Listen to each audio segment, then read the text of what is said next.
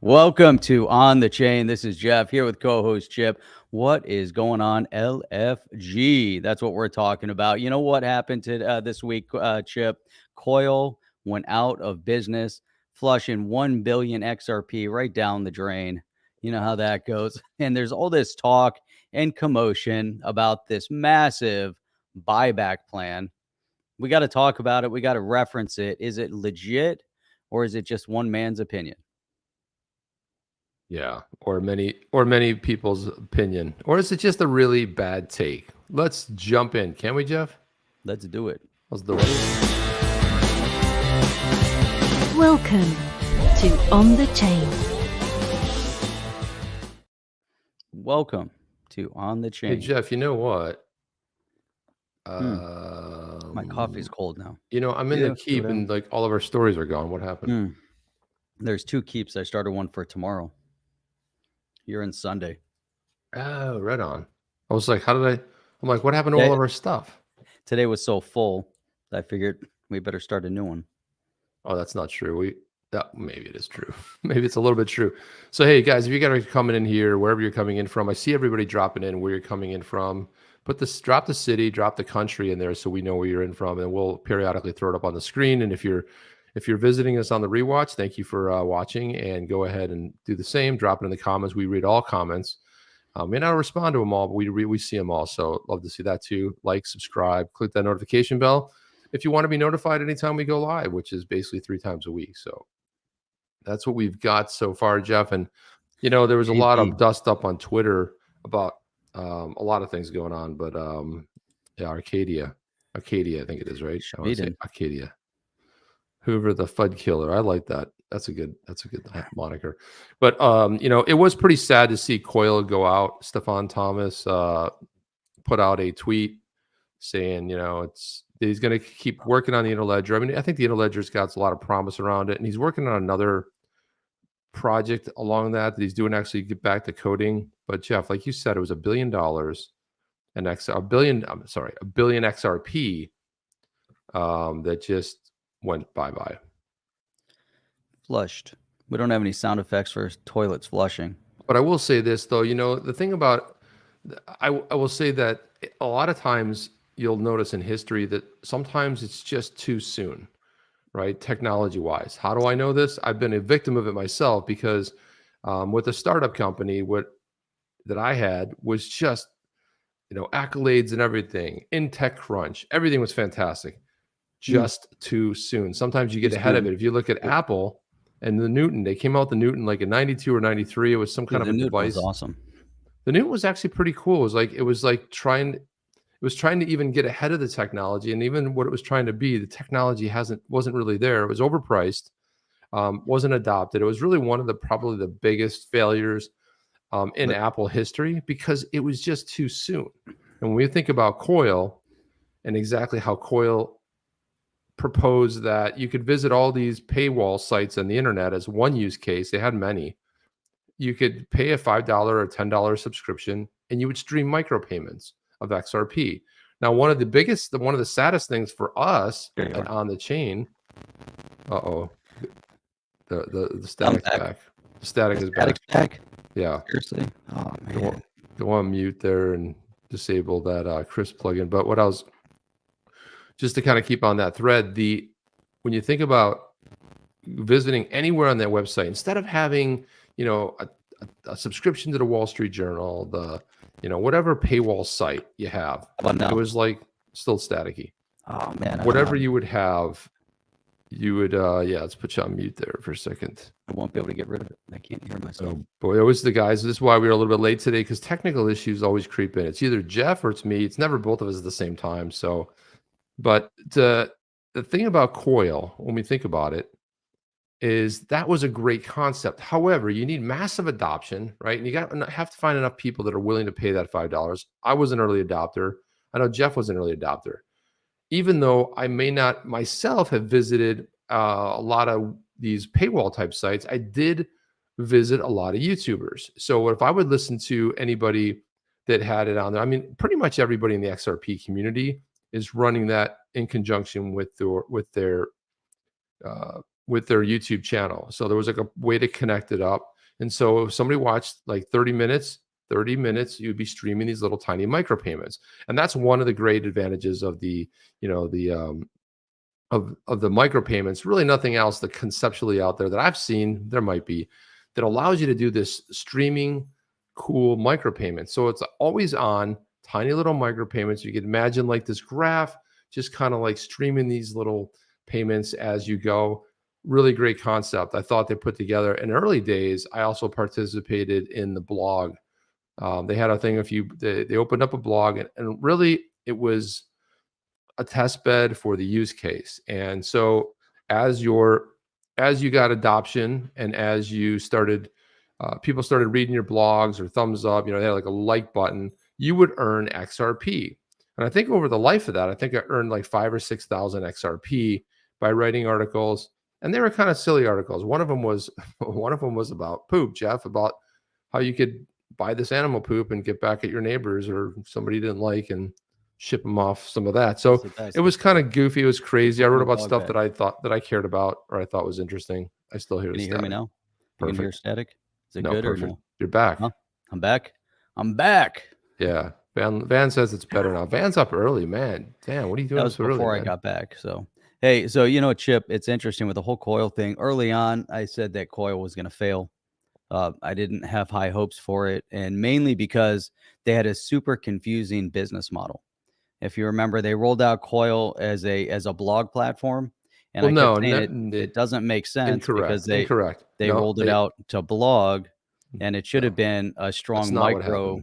This is where we're going to disagree on this. No, they did not roll it out as a blog platform. They rolled out a blog platform to test. It was kind of like Songbird to Flare. It was a test bed, but it was that what was unclear was what they were doing, because what it looked like is they were rolling out a blog platform. Well, that's how it looked. So let's say they built a micropayment solution, but then the Coil website went to a blog. So however they spun it, it was doomed for failure because of the fact that it got super confusing. I get it. You want to create a micropayments solution, then you want to create a blog to test it. Well, then have the blog on a different website utilizing your Coil platform. But they never really structured. And this is where I always disagreed with how they were setting things up.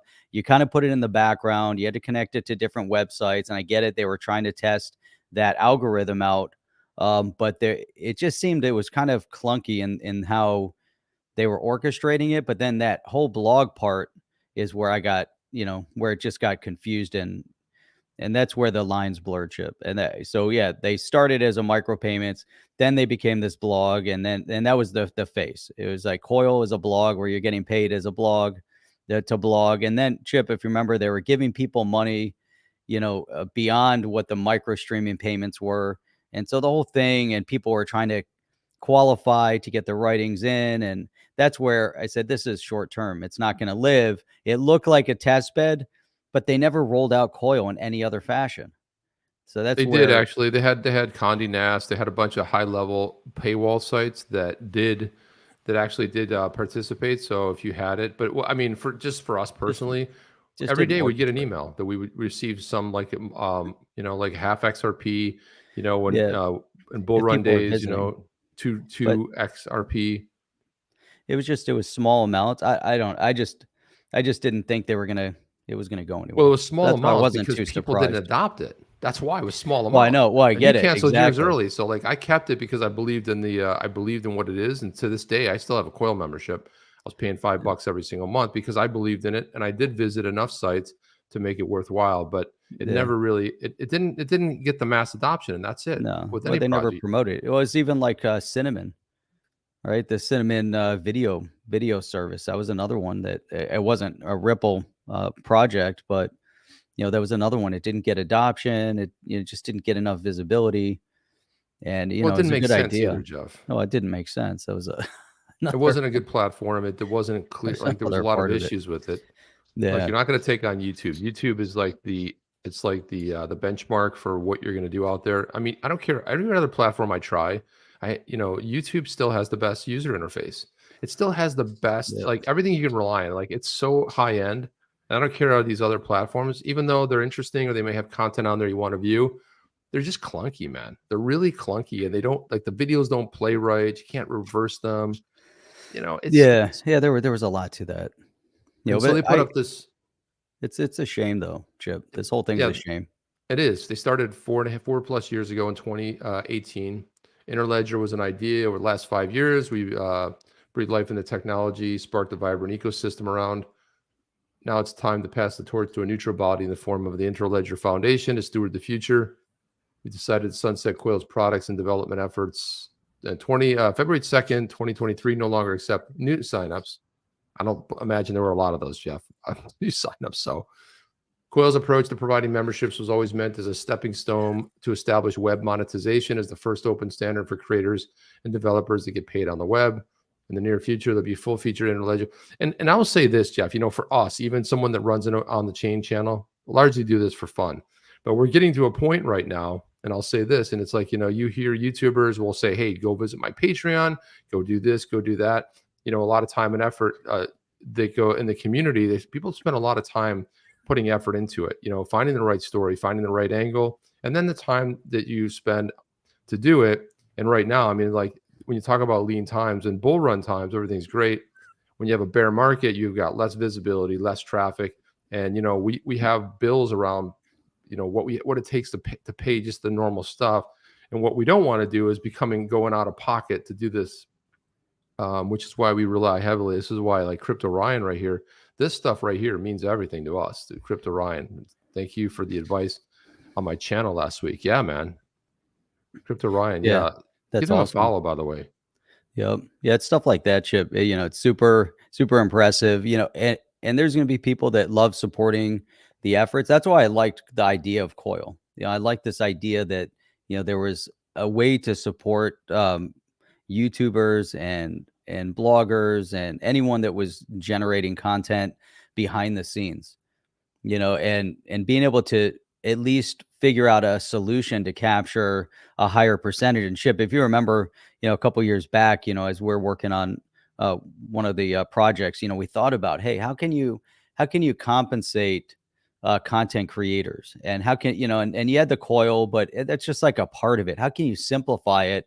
How can you have a plugin where it taps into all social media platform, where it taps into, you know, any easy tap in to a website for blogging, to be able to say, hey, I want to give somebody, like the super chat idea, you know, it's like, I want to, you know, help somebody out. And it just seems there's, you know, there's so many different types of solutions out there, but they're all just one solution. You know, they're not able to tap into all the different platforms, right? Like Buy Me a Coffee. All right, we have Buy Me a Coffee, but it doesn't really tap into the social media platform. No, you know, you're right about that. Which is what I liked about Coil streaming behind the scenes in a browser as a browser plugin. They should have taken some of that $1 billion or billion XRP and done heavy marketing campaigns around it. Just forget about the blog. You want to do a blog test in the background, that's great. But I would have, you know, spent much more time on the marketing side of it, trying to get adoption.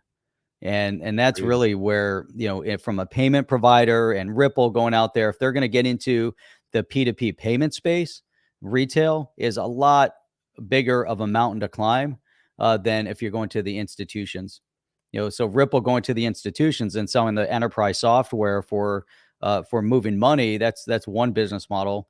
But then retail is commercial. You know, there's ads all over the place. Kind of what Ripple's doing right now. You start seeing ads popping up in train stations and everything. Hey, but those should have been Coil ads. You want adoption? It's Coil. Go, you know, put up a partnership with YouTube. Try to get a partnership with Twitter. Try to get a partnership with Amazon. You know, try to find a way to pay. So that's where I kind of you know, broke paths with them, is that I just felt that they weren't doing enough behind the scenes to make that part happen. And maybe it was early days. I don't know. But I think the thing about Jeff, you're right. But they didn't do any hard pivots either, right? If you look at the way Twitter was founded, if you look at the original company that was before Twitter, you look at a hard pivot and you look at an idea of a micro blogging platform. Really, it's how Twitter started out. Like, hey, what if you could do something in whatever, I forget how much the original characters were, 60, 80 characters. And then they started sending, but you have to be able to pivot.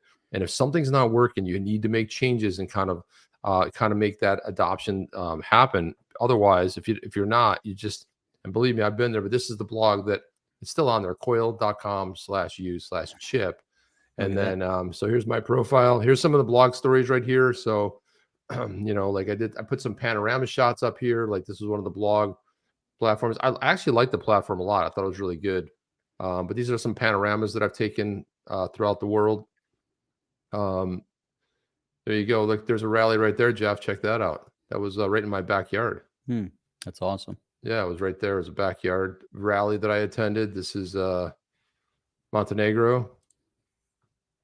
You know, it's just a lot of cool stuff, man. You know, just put up just things that I had on my my phone, but that was like one blog post. And then what else? Best music in 1993, Jeff. This is my opinion only, but I put up some great stuff. Like, you know, obviously Afghan Wigs, the best album ever put out, period, in the 1993. And then I go through it, New Order, you know, go through some of the story. You know, these were videos, but they somehow got taken off. Smashing Pumpkins. What else do we have here, Jeff?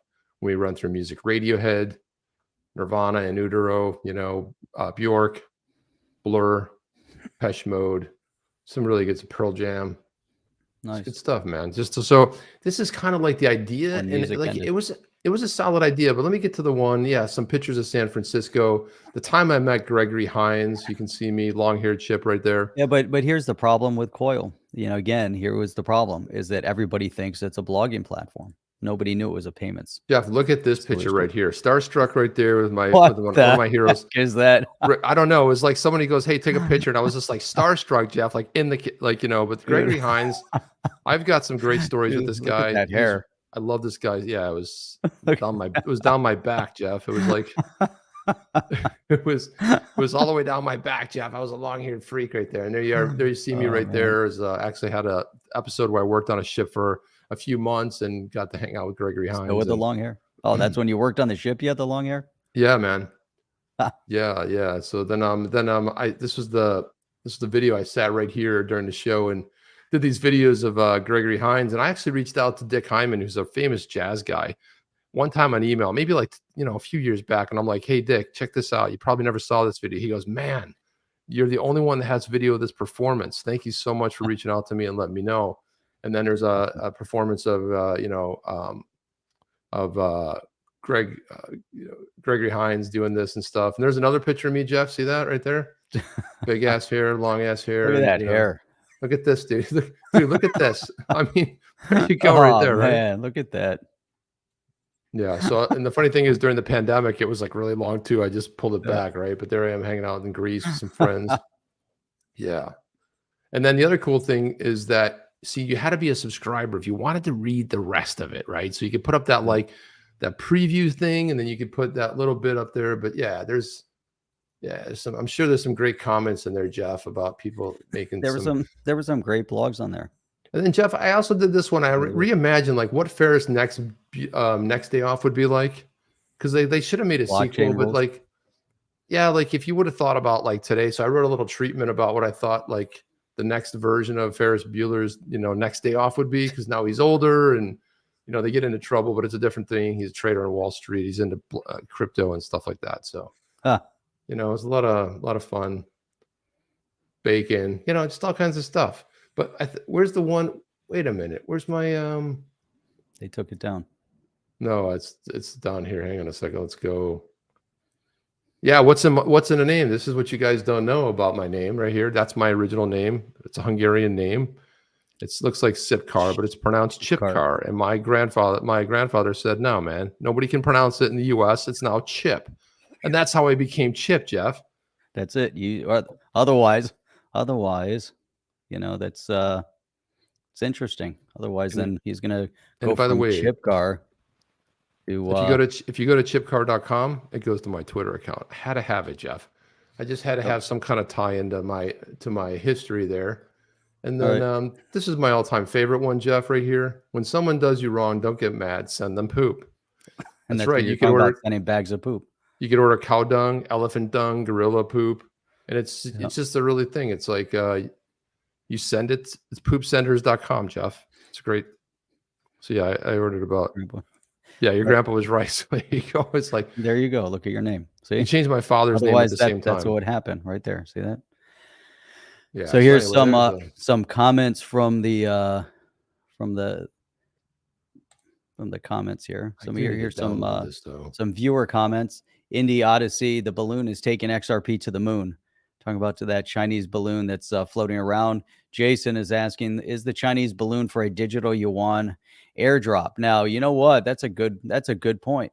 Now, think about this from Flair's perspective, Chip. If you want to have big media attention and Flair's doing the airdrop, shouldn't they use the Chinese idea and send a balloon? Send a Flair balloon to do the Flair airdrop. Jeff, don't even get me started about this. This is the dumbest story of all time in all of history. But this is the digital yuan airdrop. But it's the dumbest. It's the dumbest story of all time. You want to know why? Because if you want to shine a bright light on ineptness, this is the story to do it. We're the dumbest humans on the planet. There's a surveillance thing, and the only reason they got outed was because a Montana newspaper actually got footage of it, right? Yeah, exactly. And so we're that Crazy stupid, stuff. Jeff. Are we supposed to believe we're that dumb that we're going to go out there and have a press conference and tell people that, look how dumb we are? There's a balloon. Meanwhile, everyone's like, where is it? I'll take my gun. I can't hope it flies overhead so I can shoot it out the sky. Exactly. Dumbest story ever. Just let it go. Oh my gosh, check this out. We have Doc back in the house. My gosh, Doc Collin, where have you been, Doc? Morning, folks. Always thought Coil was for bloggers. See, there you go, Jeff. That proves your point. Yep. Appreciate that support, Doc. My point has been proven. Look at that. Doc said, I always thought it was a platform for bloggers. And that was the misnomer, Jeff. You're right.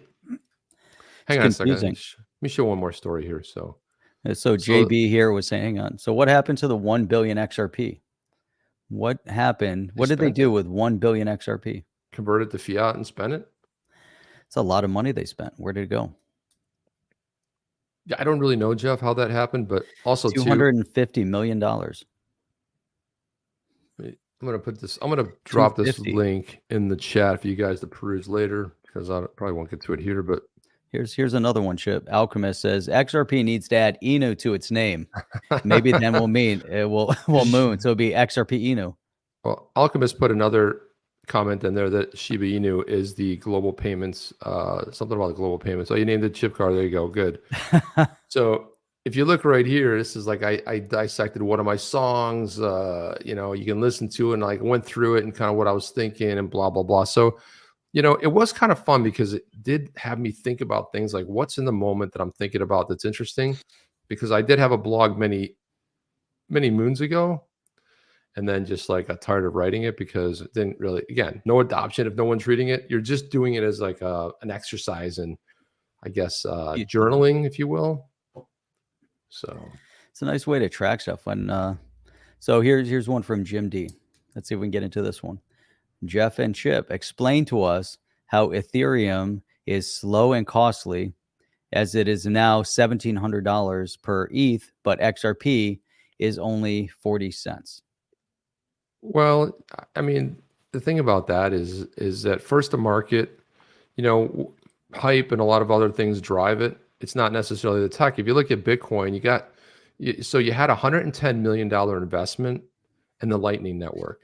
The Lightning Network is the worst tech probably in the space in the last 10, 12 years. You know what's a really good tech is? The really good one. What's the one bit? I can't even think of the name of it. Why am I having a brain fade here? Send the bits. Send the bits uses the XRP ledger, and you can send endpoint to endpoint. You could definitely send in 5 seconds, and that's how you can send Bitcoin and use the XRP ledger. So this will become the global standard. The Lightning Network is silly. It's absolutely a silly concept. Jeff, did you know that there's another song? It really is. I'll be honest with you, and it's anonymous too. So if we get one that shows up, I actually really never did it, Jeff. I thought about it, but I'm like, that's kind of rough, man. Because like we should do it. That'd be awesome. I think we could send. I know who we could send it to. Chain to some Gary. Hey, Daddy Thomas. G. Can you imagine a 20-pound bag of dung sitting in front of his house? He opens it up and that weird office thing he hangs out in. We're gonna send him some mountain goat dung. with those creepy paintings in the background. Right. He's like, what do I have? What do I have? And he's like, oh, you know. So Thomas Brennan is saying, spread the word about these guys. Everyone that follows John Deaton should be following them. There you go. That's I appreciate that, man. Appreciate it, Tom. So this right here, Songbird test proposal 2 is live on the proposals repository, STP02. Can we get enough confusing acronyms here? So it's aims to encourage the increased decentralization of the Flare Time Oracle series, which is FITSO. That's what we can never remember, Jeff, because this doesn't make any sense. Flare Time series Oracle. I don't know. Through the introduction of a secondary reward band. To vote, please wrap SGB before Saturday. Uh-oh, I guess I'm late. I'm not wrapping, so. Wait, that's today. I am wrapped, but I guess I have to. It says before, though. Does that mean before today? Yeah, if you already wrapped, then you're good. No, but you have to vote, though. You have to vote to wrap because you would have voted for the last one. And it was not easy to do. Wait, you have to vote to wrap, or do you wrap to vote? No, you wrap to vote. Right. Wrap. But you can't really vote. All you can do is delegate your. You can delegate your vote. No, but what you had to do is you delegate it to the Oracle. You didn't vote for the last proposal, did you? It was a pain in the ass, Jeff. Vote. It was wasn't it hard to do? It was like not an easy thing. You had to click this and do this, and I was like, I don't really care, to be honest with the Songbird thing. I don't. Looks like the tennis courts are wet, Chip. I told you. So it's just not happening. Yeah, but that's Boca. This is Hollywood. That's true, but it's South Florida, man. It's not. It's like no, it's not. It's a giant ecosystem, man. I mean, it's like it's moving quick. Yeah, it's pretty big, So let me pass the message along. Yeah, pass it along to the rest of the fam. So Ripple put this tweet out here. I thought this was interesting. We might want to take a look at this. I'm going to go ahead and share this here. But Ripple put this tweet out. I should say it says international payments made simple, because we all know that Shiba Inu is the standard when it comes to global international payments. SHIB is awesome. I love that, by the way. I love some SHIB. Now, I have to tell you, I think that Alchemist is probably one of his better ideas. If we put Inu on the end of it, I think it's a great idea. XRP Inu, it'd be like, dude, we should adopt that. And put a funny face on like a smile on the X, just to make it a cool character, Yeah. I think he's onto something right there. So international payments made simple. Here why money, let me see, what is this here? Yeah, Money Net International. I guess that's what it stands for. MoneyNet simplifies commerce for global businesses, provide better banking solutions for companies in any currency to any country with use. That sounds like a winning formula right there, Jeff. Let's go here and see what he has to say. This is Yishay. My name is Yishay Trif, and I'm the CEO and co-founder of MoneyNet Inc. We're a payment processor. We're just payment processing for clients. We are trying to make life easier for companies who works worldwide, who works in the digital world. We're giving the client the feeling that he can act worldwide, but with a domestic environment that will help him to build his business much better than he can without our solution. Once we connect to Jeff, you just noticed that he can build it. He used the wrong pronouns. Going to get canceled now, Jeff. He's assuming that only he used the he pronoun there. He's assuming that only business. Yeah, listen. Can without our solution. Once we connect to there we go. That will help him to build his business much better than he can without our solution. Once we connect to I agree with him. There we go. Perfect. Options and variety of solutions that we were able to give our clients are much more enhanced and much more developed. It's very simple. Once we are connected to the Ripple in one shot, in one API, we can find local solutions worldwide without the efforts and the needs to actually travel worldwide and find local processor or to put the efforts, because as everyone knows, time is money. Connecting to the Ripple and get one API, one integration to the whole world allow us to recruit and get more clients to our network, hence to increase our revenue. We can see the flow of clients who are coming. We can see the increase of new potential clients that are coming. We can see the increase in revenue. We see a growth scale that for sure comes from the fact that we actually are able to invest less time in getting more solutions of the clients because we are connected to the Ripple. Hence, we can invest more time in getting more clients. The level of support that we are getting from the Ripple team, it's something that is absolutely amazing. The connection with Ripple using the RippleNet help us to get an access to markets that we definitely were not there before. So this is so it's interesting. I mean, Guy sounds Israeli. Bet he's Israeli. Well, let's look up the company. What was the company name on this, Jeff? Money. Here, let's look at it right here. Let's go take a look. Money. There you go. I would have put a blue tie on though. Yeah, it's weird how he used the acronym. It's called MoneyNet, but maybe he did say that. Might have been his accent. International payments made simple. Think global. Act local. Got it. Whatever. Let's look here. Let's see where it's based. Let's see. Yeah, it looks really like it is really. Zoom it in. Zoom in a little. It doesn't say. Can you zoom? I can zoom, but it's not going to help much. I just want to see them. Oh, yeah. They don't have their website set up properly for that. Sweet.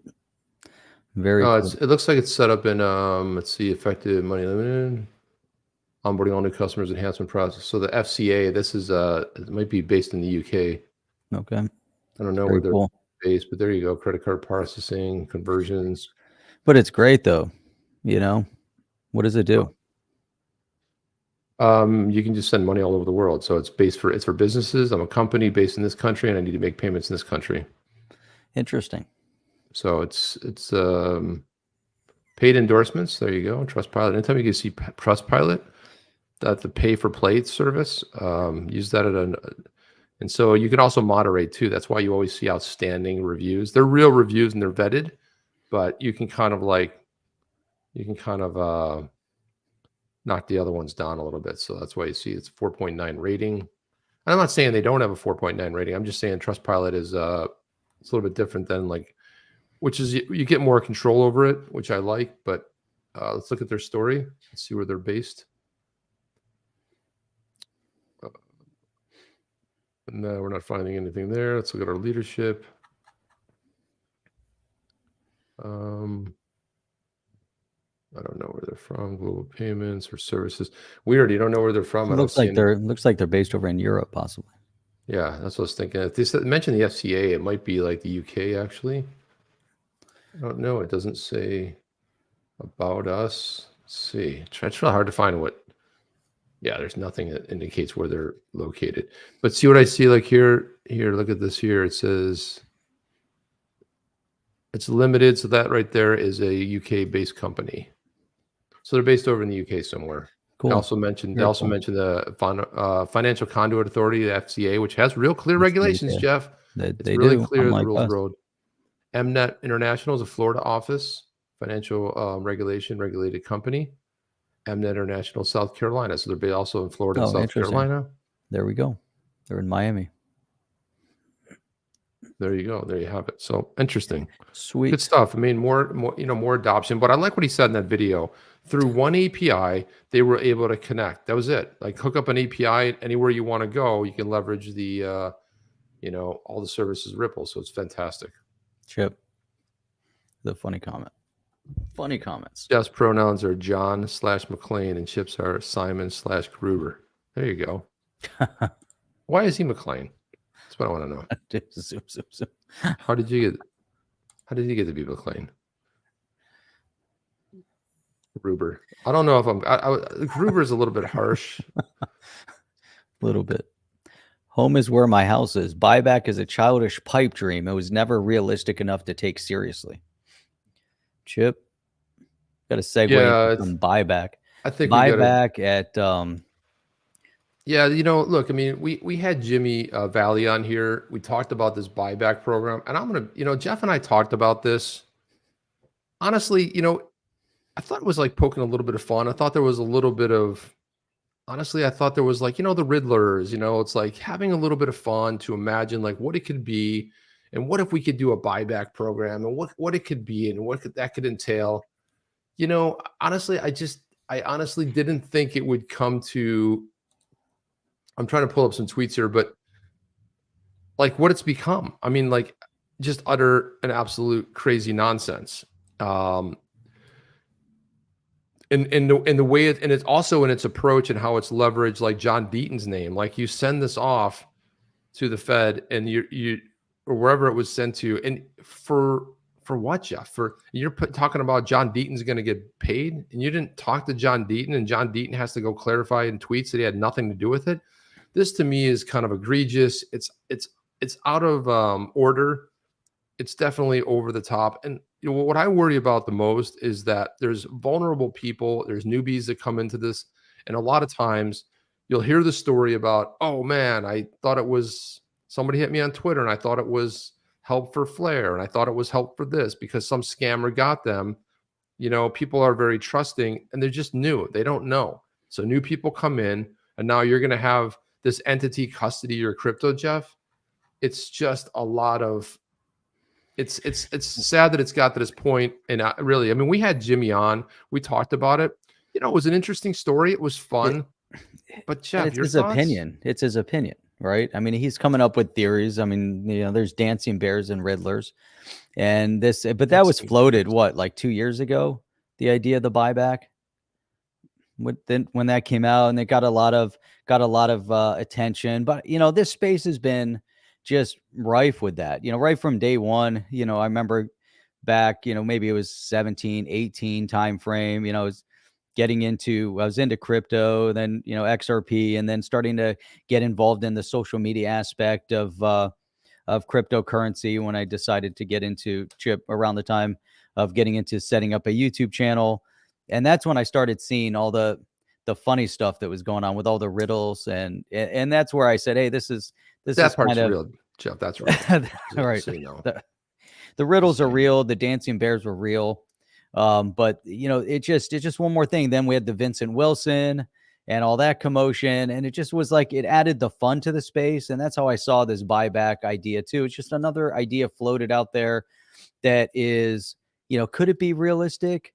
I don't, you know, I mean, it's just an idea that someone wanted to talk about. Can you take it serious? Is the government actually going to do a buyback and say, we want to buy all the XRP? The reason why they can't be realistic is because the XRP doesn't exist solely in the US, you know, and that's one reason. The other reason is that's the why, obvious reason, but there's, I mean, then the other, you know, why would they buy it back? You know, I mean, there was so much to it. And yeah, there was the Shane Ellis theory, you know, that I can't forget about that one. And that really dug deep also. I mean, there was so much that went into it, and really you get into the structure Which of one was the Shane Ellis, Jeff? Remind us of the Shane Ellis one. I remember Vincent Wilson. Was it along the line of Vincent Wilson where you needed, Vincent Wilson said if you need 20,000 XRP, you were life changing. You were life changing. Shane Ellis really went into depth about the whole buyback strategies too. I think, you know, I don't remember. I remember reading those, but those are also like 2018. So we're talking about like 5 years ago, you know, so there's a lot of stuff that dug into that. So by the way, I just wanted to, so look, I want to just, listen, James and I talk often. So I talked to James. He just said to me, he's like, he just wanted to take a breather. You know, I talk to him pretty often. So I actually chatted with James yesterday, and he said, hey, I'm just taking a breather, man. Kind of been off the socials and just, you know, and that's fine, man. I mean, like the problem is, like, I will tell you that you go through the burnout. So this is Molly Elmore, and Molly has been, you know, I think she's on this committee, and I think she's been spearheading this. And I've seen her engage in a lot of different people. I know she did an interview with that I watched with Matt Hamilton. Of course, we've had Matt on here a bunch of times, and you know, it was a spirited conversation. And I think these kind of conversations are good because, you know, you have to talk about it, and there's going to be difference of opinion, Jeff, just like you said. And she's saying people don't have to participate in the buyback should a deal materialize, but it would force a price correction. Yeah, and I understand that, but I think the issue that I take with it is the approach of it. I think is a little bit wonky to me. Like, let's take a look here. Just let's run through this just a little bit. But here's another one. The government didn't buy back all the citizens' gold back in the day either, and so that's where it all stems from. You know, I mean, it's the idea. Even the 589 concept goes back to a gold or silver, you know, price correction or something within that. So you're taking previous occurrences and applying it into the crypto space. And this Yeah, is also exactly, where Jeff. this buyback came from, and how the government responded and reacted to something. And when you're entering into a moment of financial crisis, which is where we're finding, not just this country, but the whole world is spinning in that direction. So, Right, Jeff. When go we ahead. think about it, go ahead, Yep. Jeff. Were you saying finish that No, that thought? was it. I was gonna say Pull when up what you were. Yeah. no, I was going to say, like, when you think about this like the buyback, like, what would be the reason for it? It's like, first of all, our government's $31 trillion in debt, right? There's no appetite for any of this. I don't understand. And they're like, it talks about, senators getting paid. I'm like, look, senators get paid every day. It's just not sitting inside of a document, Jeff. It's like, one of the greatest stock traders of all time, initials are NP, right? It's like, wait a minute. There's going to be an antitrust. There's going to be something litigation coming up with Google. Well, that's weird because sold stock 4 or 5 days prior to that. And it's like everybody in the world would love that kind of heads up, but it feels like, and it happens on both sides. So we're not picking on one side. If you look at if you look at some of the things that go on with stock trades, actually, sometimes it's the red team has more violations. It's because they have inside knowledge of what's going on. And again, they can do this, but you remember that they put somebody famously, that arts and crafts lady, they put her behind bars because she supposedly had access to inside trading. What was her name? Martha Stewart. You go after Martha Stewart for inside trading. Meanwhile, Congress is doing it on a daily basis, Jeff. Look at this here. So Crypto Eddie put this out. Look what the confidential committee plans to make on the deal. No wonder some fell into promoting them. 100% greed. It talks about the fees. I think there's a 1% fee for this. So, the deal is structured and it goes down and people participate, there's a 1% fee. So what does that look like? It could look like a lot of money for their service on participating in the token holders in the USA Corporation. In addition to any allocation of Val Hill fee in the connection with the claimed PTH, blah, blah, blah. So 1% is essentially what that is there. Moonchaser chimed in. She said, so participants are being asked to transfer their XRP to a liquidating trust in return for an ESDR. But if the scheme fails, the members of the confidential committee, including spouses and descendants, cannot be sued for any claims or losses of any kinds for 100 years. So you just hope you'd live like not past 100 years, Jeff, because you could be sued on the 101st year. So this is what I'm saying. And also, too, I saw that Panos put this out. Crypto Lulu has been taking a lot of heat, obviously promoting this. He said the XRP case ends. What happens in the days after? And Panos, who's pretty level-headed, came in with this scathing tweet. What happens is that you will still be a scammer and a piece of crap. If you have any decency, delete your account. Stop talking about the XRP. Leave the XRP community alone. Enough damage has been done with your nonsense theories. And this is his theory. There's going to be another XRP buyback proposal, and I'm part of the confidential committee. How is it confidential if you're telling people you're part of the committee, right? It means in a future video, what this means in a future video. It's so funny because I saw this guy get these massive views, Jeff. Okay, so if you think people aren't watching these videos, when I say, 30, 40, 50,000 people views on this for this nonsense. Can I be a scammer if I'm not being paid? Are you not, Panos said, are you not getting paid from your misinformed and overhyped videos? You have been promoted these ridiculous ideas of the community all this time, and all you've done is spur a lot of misinformation against XRP with your own agenda. Thoughts? Man, I'm looking at what's going on, and again, the conversations, aren't new. It's just kind of different spins on it. I don't, not really digging into the full story of it. If you want to talk about buybacks and all that, fine. But if you're going to set up a fund and ask people to put their XRP into that fund, there's something wrong with it. Right on its face. Don't ask anybody to send you anything. That's number one. And if you send it, that's, to your own detriment. Don't give somebody else your money, whether it's US dollars or some other currency, or if it's a digital asset. Don't give it for their, for your safekeeping. You're going to put it in their hands and expect some sort of a return on it. I think we're already learning that these major exchanges are collapsing. It's very reminiscent of BitConnect. We know what happened to BitConnect. We know what happened, along the line. But if you want to have discourse over, could the government, do a buyback? Is there historical significance to that?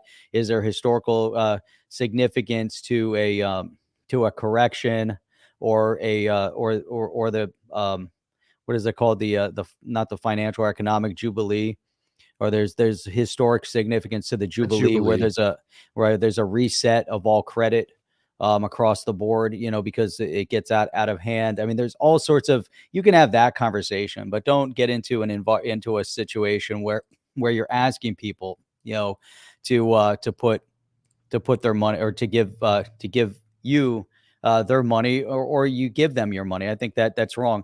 But to the point where, Chip, we were talking about Shane Ellis. Now, this goes back to 2019. I'd copied this.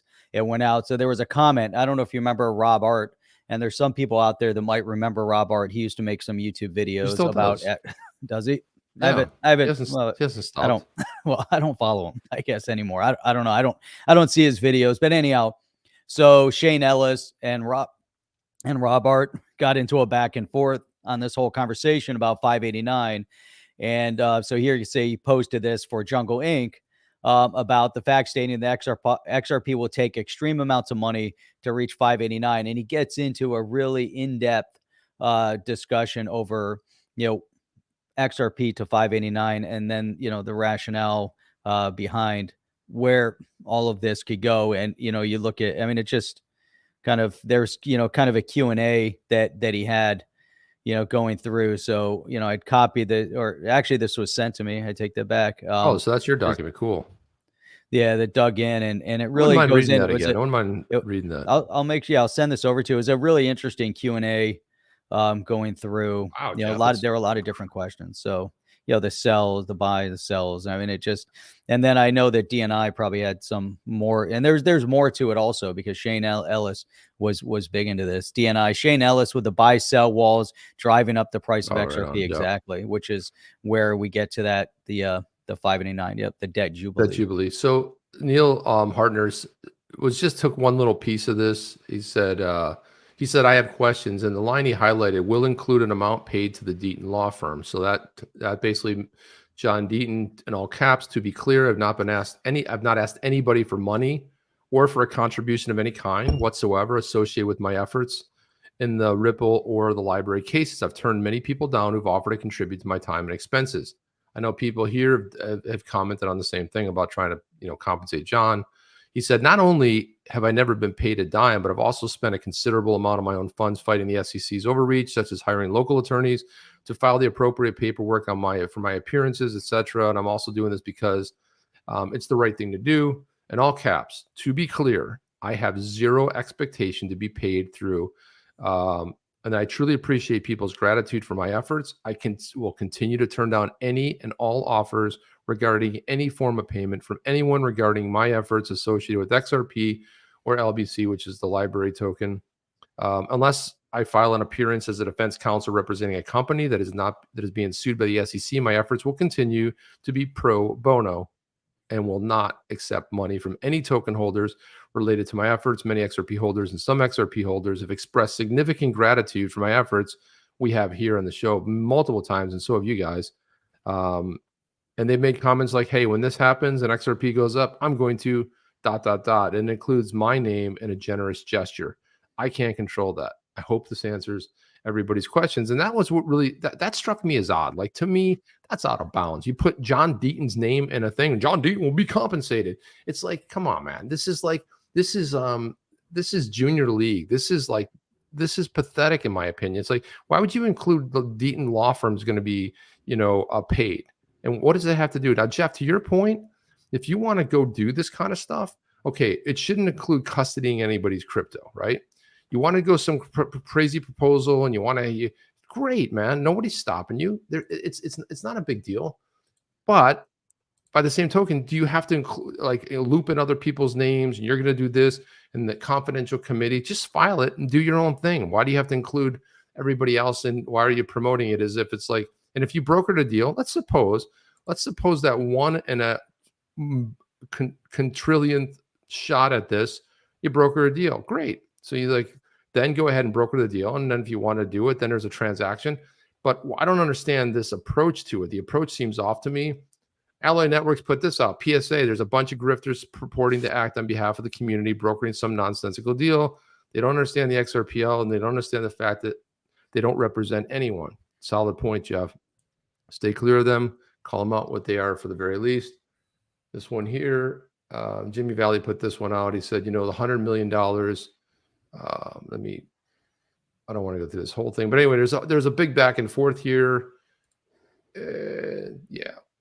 Hey, I'm asking questions. Too many get hyped over the extreme valuations. I believe there's more to this than moon predictions. I'm curious, which percentage of the CC or PTH that would seem the 100 million is egregious?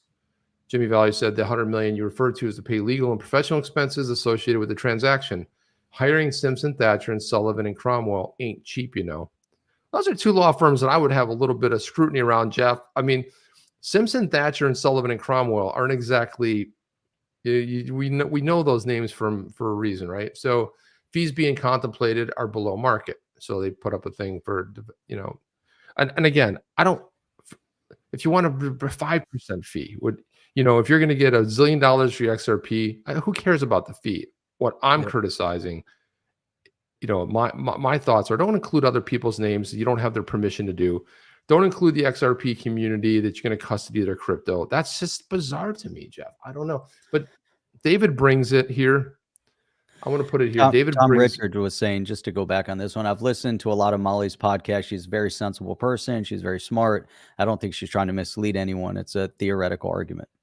Right. So here's what you do with a theoretical argument. Stick it up your ass is what you can do with a theoretical argument. Okay. You got a theoretical argument. I'm cool with that. But you know what you do? Is you do it on your own. You go file it. You don't have to loop in all these people. We're going to do this. That's fine. You want to talk about it? Listen, I watched Molly's stuff too. I enjoyed I loved the back and forth with her and Matt Hamilton. It was a great interview. Some good questions. I liked the Discord. But what I don't care for is including people's names, talking about the approach to this thing is what I have a problem with. If you're doing this and you're talking about it, fantastic. But you have to remember there's a lot of people who are brand new in the space, Jeff, that don't know any of this stuff. But if you want to look at the guy that brought it, here's the guy that brought it. David Schwartz. David freaking Schwartz.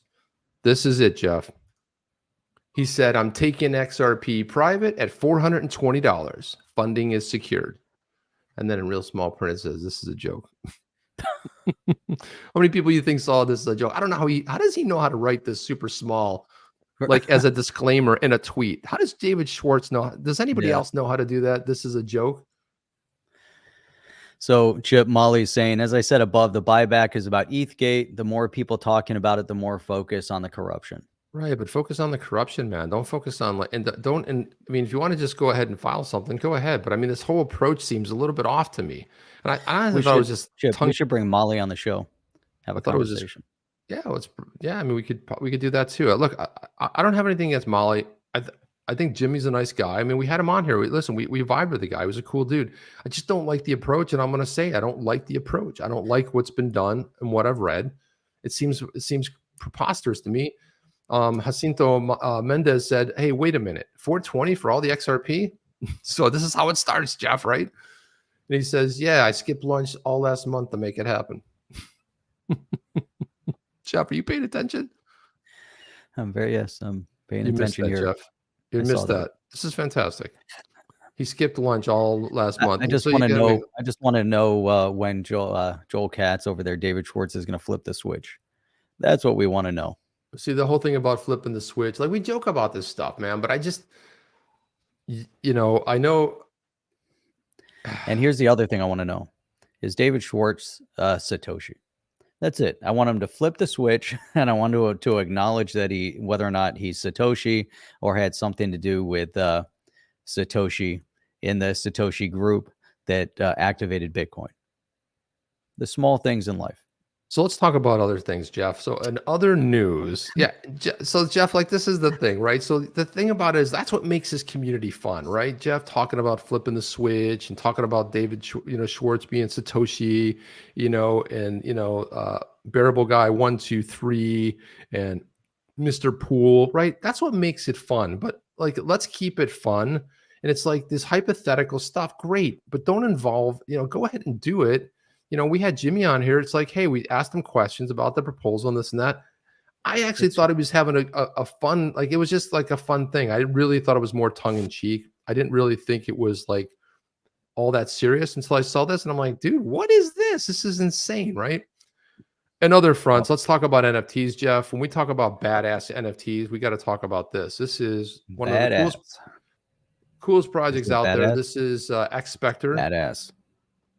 This is X-Spectre, which Jeff and I are big fans of. But we've had Dirk on the, and I can't pronounce his last name. Would just be known as Dirk because I failed miserably at pronouncing it. But there it is, Jeff. Look at this. They launched their own NFT exchange, which is cool because the filtering is absolutely insane, right? So you can see that you can sort by either name or ranking, but if you want over here, if you want to sort by ears. So I want to just look at everything that has an earring, top gold. There you go. So the sorting stuff on here by features is incredible. Give me all of them that show me everything that has ski goggles. This is crazy. They've done a great job, with laying that out. Their marketplace is really going to take this right now. What do we have? OpenSea. There's the Sologenic one. Well, there's on XRP. On XRP is another one. Right. There's a couple of the one that has the biggest following is OpenSea. The XRP exchanges really aren't getting that same momentum yet.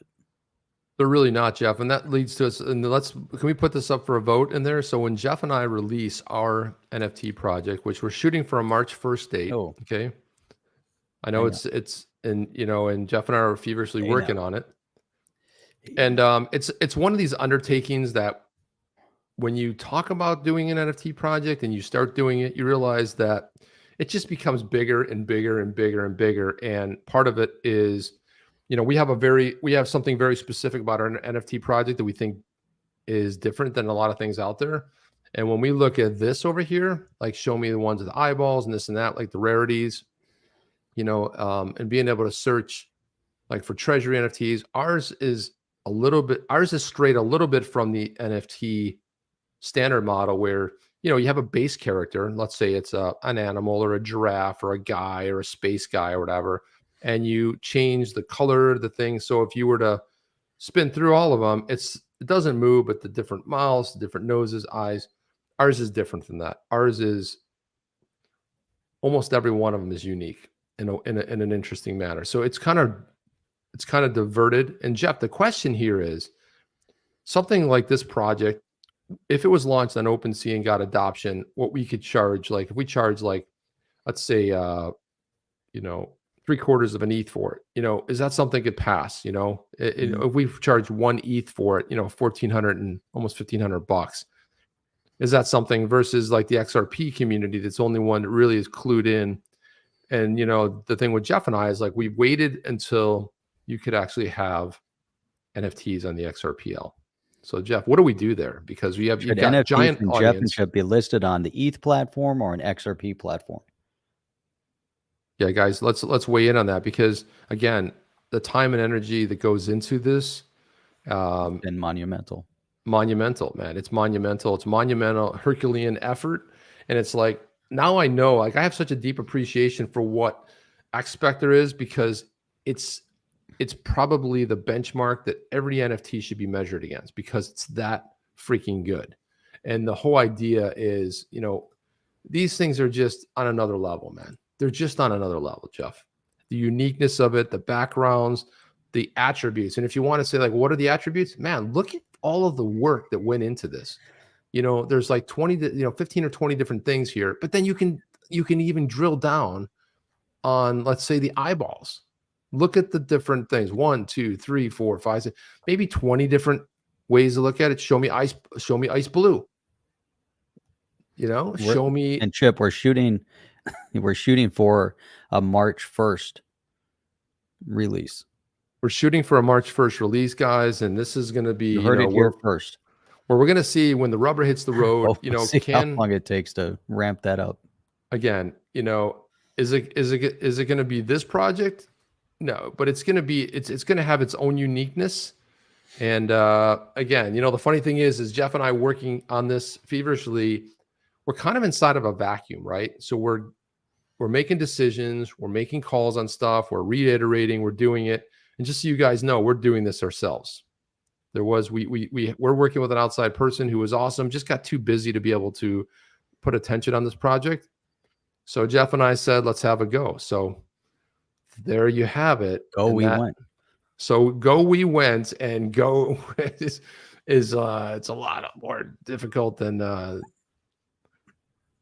you might Chip, think. so Tom Richards is saying XRP is not getting traction in the NFT market because of the manipulation by the SEC. The entire space is not operating on free market principles. Good point. Because of the SEC. And that, there's a lot to be said for that in terms of what's happening here. Obviously, this whole thing is global, so there's a lot of things going on, across the board, all over the world. But I think, this is a big decision, Chip, because, do you launch it? We, obviously want to launch on an XRP platform. Why? Because that's where it belongs, but, at the same time, the bigger marketplace is OpenSea. So do you go to the big marketplace or do you go to the big or the small marketplace? If you go to the small marketplace where it's XRP based, it kind of lives up to the notion of, the XRPL is the place this needs to be.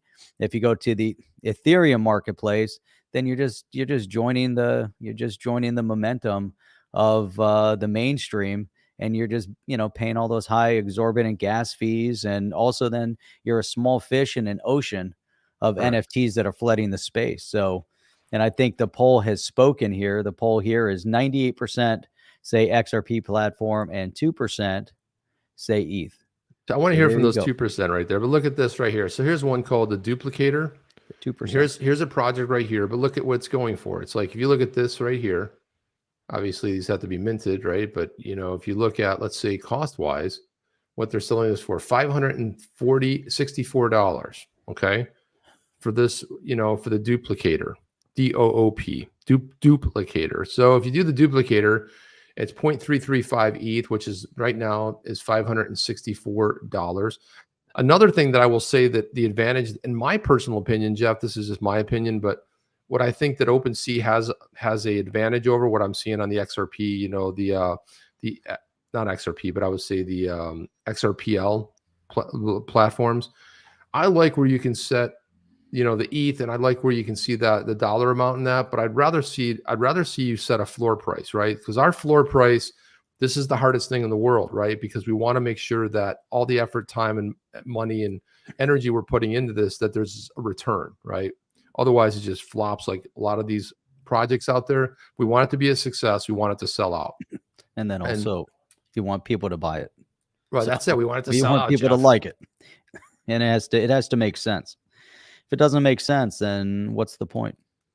No, I agree with that. And if you look at some of these ones on here, like there's 5,000 of those owners, Jeff.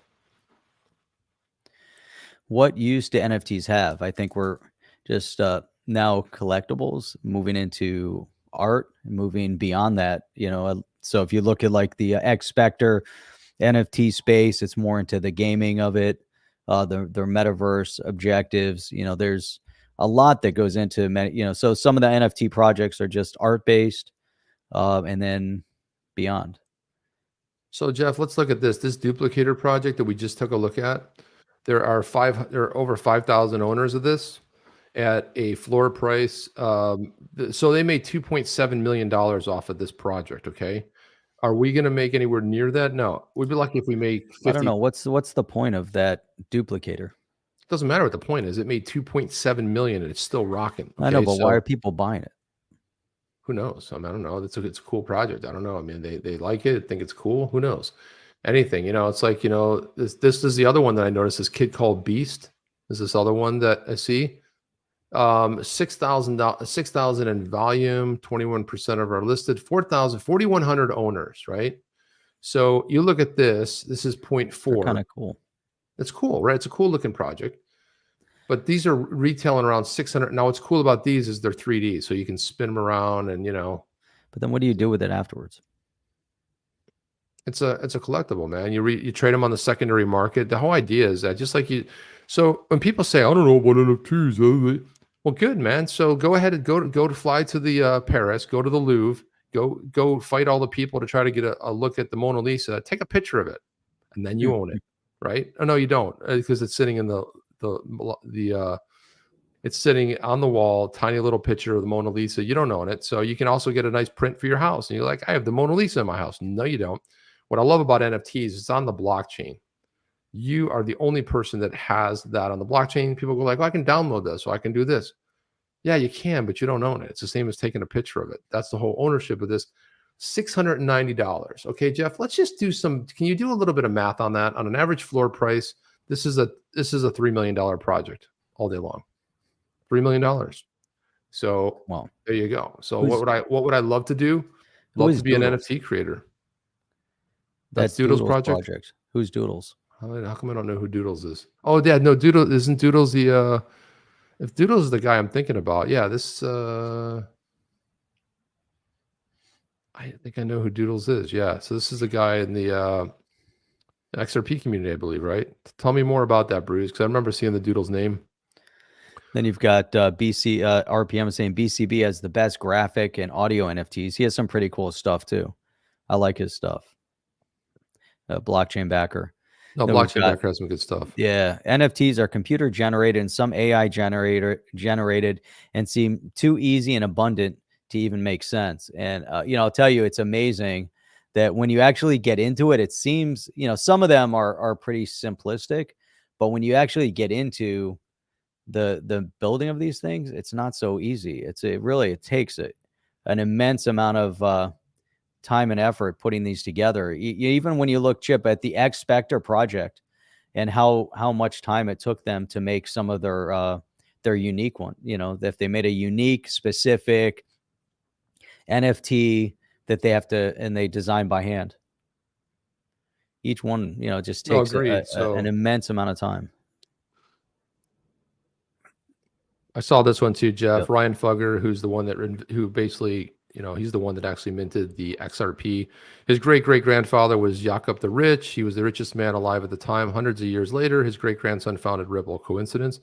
I don't know if that's true, but it would add more to the folklore of the story if that indeed were true. But all we're saying is like, so people think, oh, NFTs are easy. Like this project right here. Look, I can tell you an exorbitant amount of work goes into it. It's a good concept. It's a cool looking project. And it's like, yeah, for $700 now, but who knows? These could be trading at $1,400. They could be trading at $5,000. But I really connected this thing. It's got a cool name, Mr. Beast, or Kid Beast, or Child Beast. Yeah, Kid called Beast, not Mr. Beast. He's a YouTuber. I was thinking about.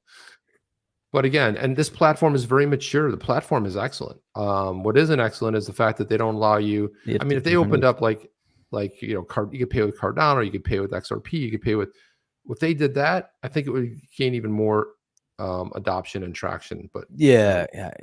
Here's another good one from 179 Kevin. Will there be premium NFTs or some kind of features that will be in the future for your NFTs, like an XRPL gameplay? And talk about that, Jeff. Yeah, it's interesting. Yeah, so you look at X Spectre, but with our project, the way we're looking at it, and we came up with an ecosystem, to where it can develop into. So we're kind of drafting all of those things out. We wrote an entire backstory to the NFTs with the possibility and potential of it moving into kind of like a gaming environment. And so we have all that written out. We wrote out the white paper behind that.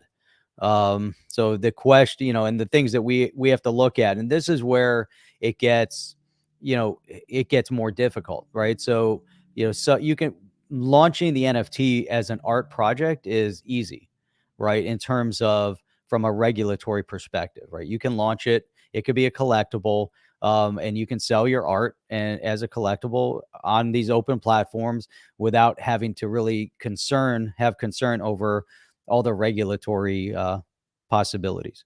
Once you start moving into the tokenization of it, if you start moving into the gaming aspect of it, then still within a gaming environment, you can say, well, you're buying the NFT, it's going to operate within the game. Still, you don't have as much of the regulatory burden. So some of the things that you have to think through are when you start launching a digital asset token to coincide with it. Now you're stepping into the weeds of regulatory hurdle. And so that's part of, all the different things you have to think through as you put it together. So we came up with the overall concept, and at some point we'll start, when we launch it, we'll be able to talk about the full backstory of it, and then, some of the future prospect. But those are all the things that go into it.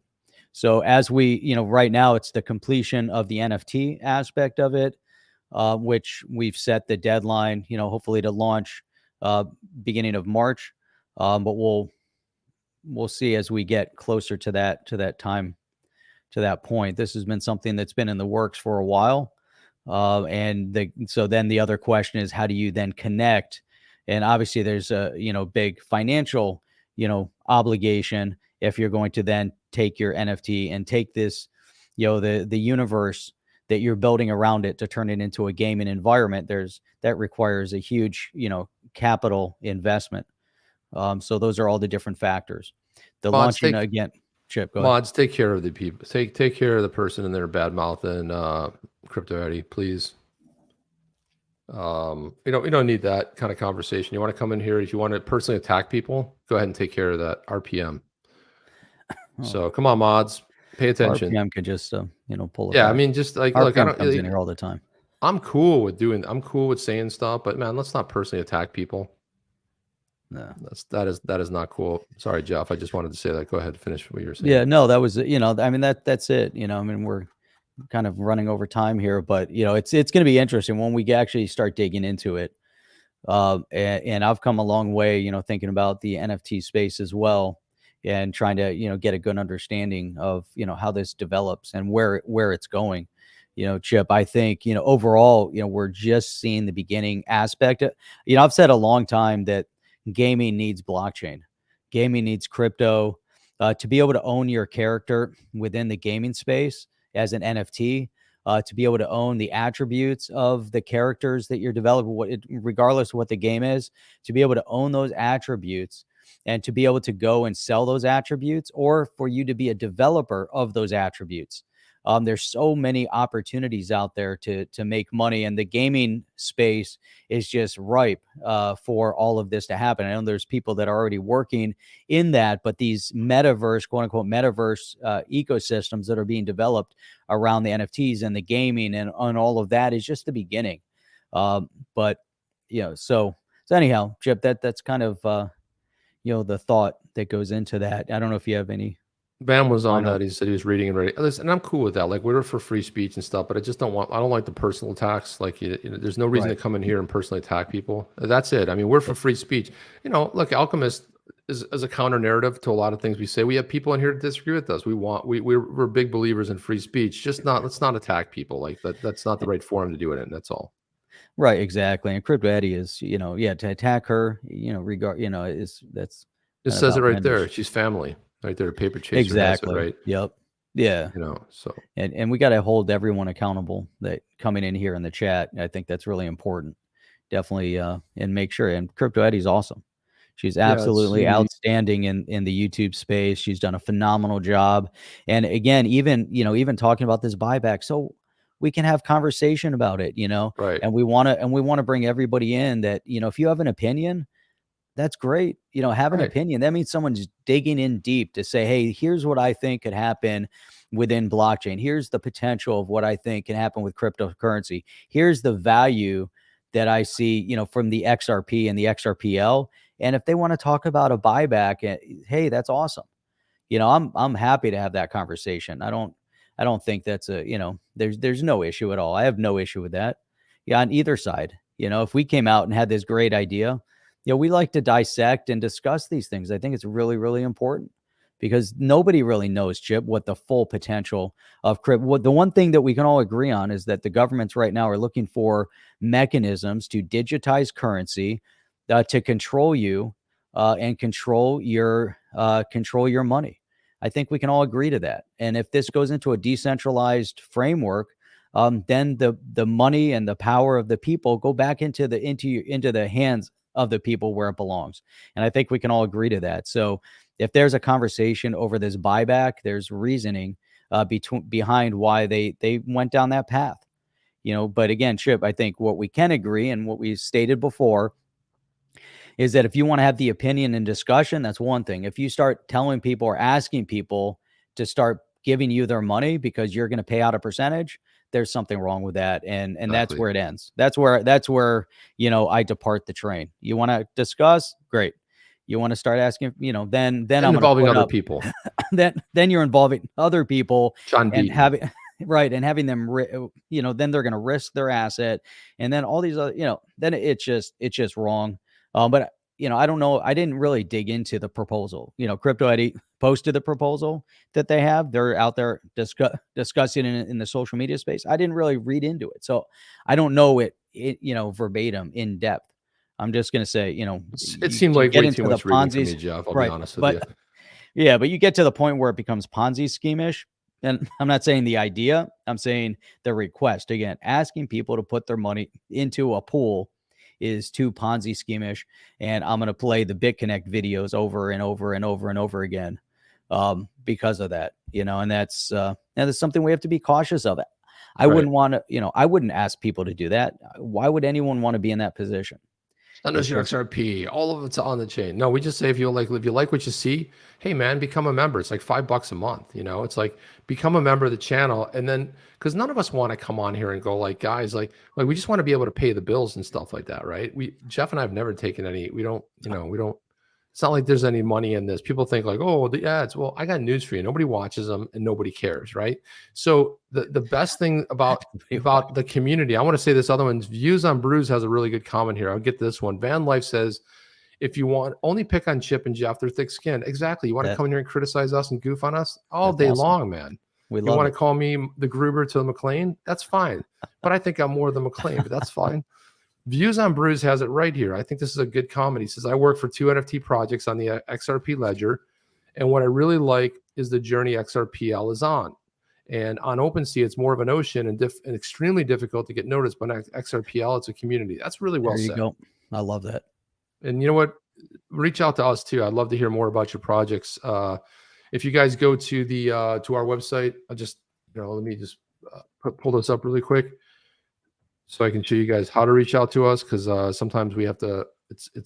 We should talk about it. But if you go to onthechain.io, which I will drop in the chat, guys, conveniently for you guys. But if you go here, it talks about when we broadcast. You can always see like the last couple of shows that we posted. But the main thing here is if you click on the contact, you can basically hit us up on Twitter. You can hit on the chain. I would either hit Jeff or I up. Best way. Name, email, subject, hit send. Boom. Whatever your message is. People send us stuff. People send us stories. People send us DM us stories on Twitter. We love it because a lot of the stuff that people put their eye on, a lot of times that makes it into the content on the show. Unfortunately, it's hard to keep track of it all, but we appreciate you guys having eyes. But here's what you do. You just send you can hit us this way or any of these other ways here. You can see all of our interviews up here. I'm not even sharing the screen, Jeff. My gosh, you didn't even tell me. No, you're not paying attention. You're not paying attention. I'm contact. paying attention. I thought you were just talking. On the chain, contact. Right there. There it is. The contact, you can do that and do the interviews. Look at that. And there's also a component too, if you like here, if you want, we don't have a Patreon because problem with Patreon is they take 12%. YouTube takes 30%. But if you come here, you can basically, if you want, this is if you want to support us. There's everything we do is free. It's if you want to, and we thankfully have a bunch of people that do support us, and that is extremely cool. But here's There's all of good the interviews over there. some Check out solid those interviews. Look at that. We had fun. We need to do another interview. A lot of Some cool stuff interviews. planned. We got to talk to Aaron McDonald about, he's got that, there's the buyback right there. That was like, when did we do that? In July. So Yeah. we talked about it. And look, Jimmy's a good guy. He's a nice guy. Yeah. I like the guy. I just don't, Love the look, conversation. I just You don't, don't have I to don't like what I'm agree. seeing. I didn't care for it. And it's like, hey, you want to go do that? Listen, if I have a crazy idea, I'm like, dude, I think I can sell the Empire State Building for $4 trillion, like whatever it is, right? And you're like, cool. But then I start involving like people, and you got to do this, and that's the part that's like weird. So Joe Bundy is saying none of the XRP YouTubers are perfect. Ari seems to be genuinely sweet. Team Ari or Eddie, but Chip, I don't know. I mean, we're close to perfect as it gets. Well, Jeff, we're kind of rough around the edges, if you must know. But again, part of this show is it's done live, right? I mean, it's really one of the few live shows. People do live streams, but Jeff and I prefer to do this live because it goes back to Brew's earlier message about the views on Brew. It's about community. What makes this interesting for us and fun for us is you guys. And what makes it fun on the rewatch are looking at the comments. People have interesting stuff they want to share, and we love to read it and put it up there. Simon a is a little suspect. I might be. There might be a little something there. Simon and Kef. Simon's a little bit. Bampa said, I'm in the UK. I ain't paid my energy bill for 5 years. Shell Energy, F you. Well, that's a good gig if you can get it. If you don't pay your energy bill, you're done, dude. You're shut off, man. You guys think ETHgate is no big deal. It's criminal, and you just let it pass. You guys are okay. No one ever. So this is like when you just make assumptions like that, like it's not a big deal. No, I mean you're tying this proposal into ETHgate. Look, we've put a lot of coverage on that. If you've been watching the show for any length of time, we've talked about it, right? We've talked about the improprieties that have gone on. We've talked about, the not beyond optics, but also, we've talked extensively about that. So maybe you're unfamiliar with it, but no, we've talked a lot about that. So I don't think Crypto Bag Boy says Uncle Gary will eventually call Patreon a security. But we've done a rare one today, Jeff. We've gone over by 21 minutes here. I can't believe it. I don't know what happened. We just got sucked into the because we keep really reading your contents. How about this one? Kelly Slade says my power, water, and trash bill in Florida was at a high last month. This is something that I've noticed too. Jeff, did you notice your water bill skyrocketed? Yeah, water bill went up, but I'll tell you what, man, I was in Detroit last night. 40% my water bill went up. So Detroit, I was in Detroit. I went to fill up my tank. I was running an F-150. So I get back to the airport and I put the 87 in, $4.69 for 87, $6 and like 49 cents for premium. All of a sudden they're robbing at the gas station near the airport, and they've never done that before. It was twice as high as everywhere else at that $6 and whatever. I saw gas over there for like $3.99 or $4, six something, man. But so the gas, we're getting it at the gas pumps, for obvious reasons. But then, the power, water, man, everything is going up. Nothing's coming back down, which is why people are looking for, they want an out. People don't, we don't buy into this nonsense anymore. It's getting too crippling. And we need some liberty here. And so that's why people are looking at that buyback. Hey, how do we take this? How do we fix what the governments have done to break the system? And people are looking at all sorts of opportunities.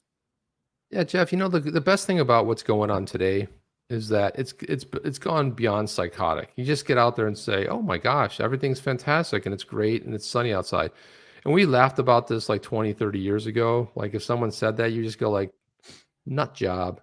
But that's pretty much how everything is today. So you come on and say like, you raise it another quarter basis point. And you're like, well, everything's great. Well, why did you raise it a quarter basis point if everything's great and everything's perfect? And they're like, and then I start seeing like, things float out there. Look at how it's gone down. Yeah, but don't include food, shelter, utilities, like all the important things that people care about. Don't include that in there. And like it looks fantastic. By the way, Jeff, I was going to put up so Savvy Granny says the Sydney Harbor Bridge is for sale. Anyone got $1 million XRP? I think the funny thing about that, a collection. Let's buy it. Savvy Granny, also you're the dragon. We have that in common. Dragon now, if it power, wasn't in Australia, maybe we'd get it. If it was anywhere but Australia, I'd be willing to invest in it. Buy a bridge. My water bill is 60 minimum. My water bill is normally between $50 and $52. It went to $75 or $76, and I'm like, what? How is your water bill that low? Our water bill, if we turn on the sprinklers, it's over 200. Because I have a well. Oh, My that helps. sprinklers, my sprinklers well water, so that's why I I've don't. got the lake behind the house. We need to tap. We don't tap into that. I need to install a Jeff, that's line that super runs into easy. the water so we can pull the water and sprinkle. Yeah, all for you have free. to do is hook up. Yeah, I thought that's how probably all the houses that's how our lake houses do it here. You just pull it in from the. Yeah, no, we need to do that. Look at Bampa is saying, I'm not joking. They're criminals. I've been in a dispute with them. They changed my supplier without my knowledge. And this goes down to, so there's a bigger conversation, but Bampa said they broke into my home and installed smart meters. Man, I remember years ago, they were coming around down here in South Florida too. They were knocking on the door and saying, hey, we're installing smart meters. Do you want to install? We're going to shut off your power for whatever number of hours. I said, no, thank you. Goodbye. And off they went because they want to regulate. They want to be able to regulate. If you put a smart meter in with a digital currency, could you imagine what they can do to you? Say, hey, you're over your allotted limit. We're shutting off your AC. It's called a CBDC, Jeff. Look at this right here. So IRS Media says Canada is $150 a liter. In Europe, it's $6 a liter. As far as I'm concerned, man, Jeff, they said that robbery. They also said that a weather balloon was flying above Canada, and somebody put this funny tweet out. They said, no, that's a fake story because Canada's already lost. It's already bought and sold to China. So they've already won. So I thought that was a humorous tweet. Everything's up 50% except XRP. Well, that's because XRP is the best stable coin in existence.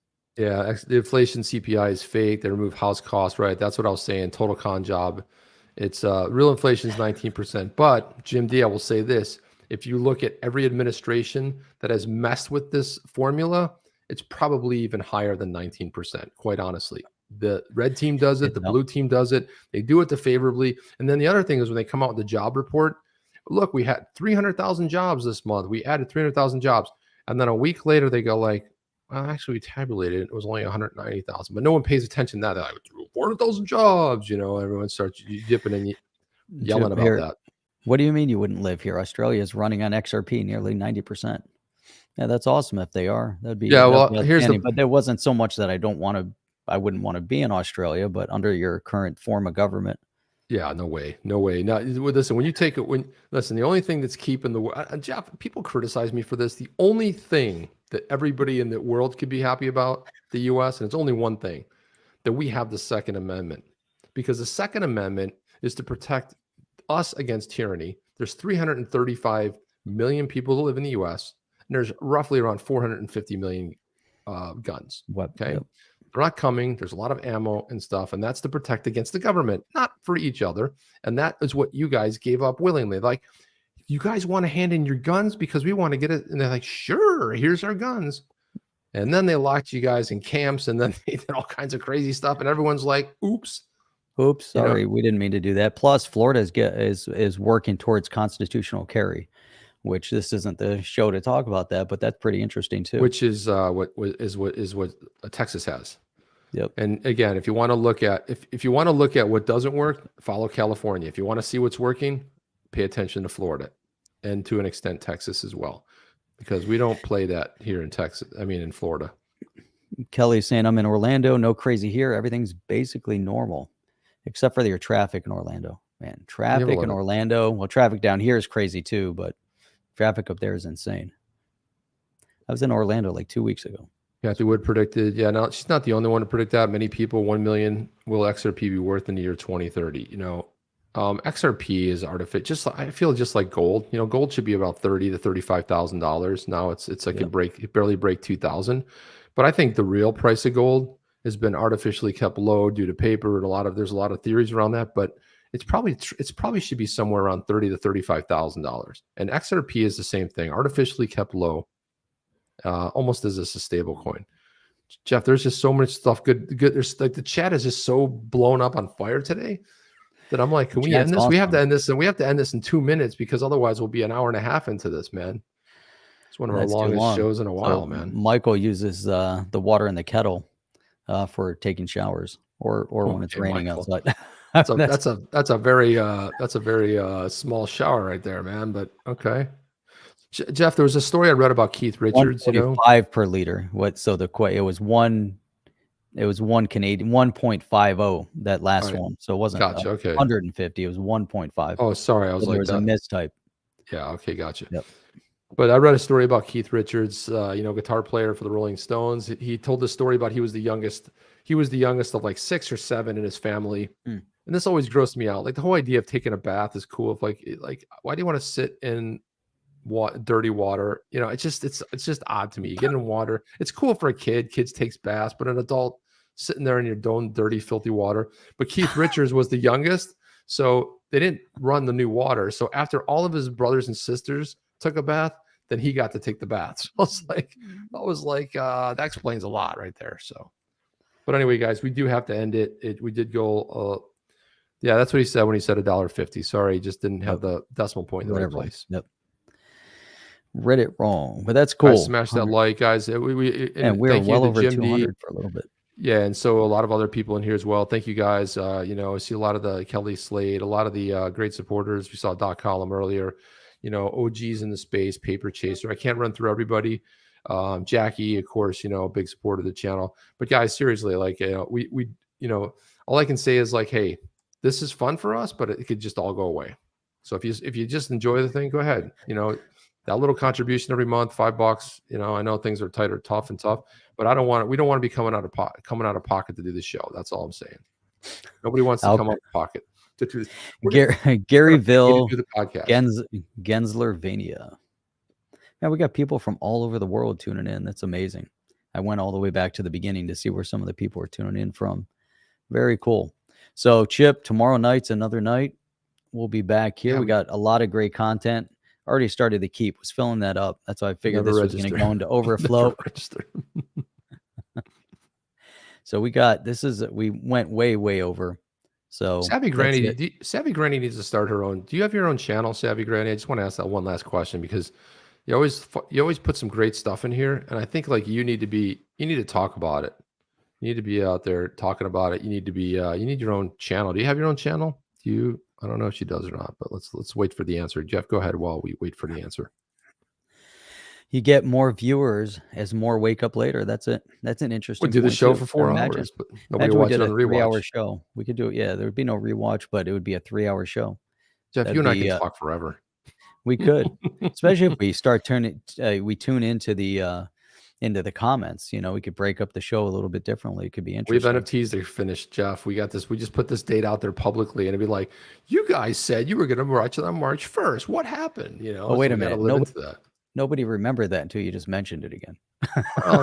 Did anybody get this far on the rewatch? I mean, if you're still here, one viewer, thank you. That one viewer who stayed for all the comments that missed the live, and you're still here an hour and 32 minutes into it. God bless you.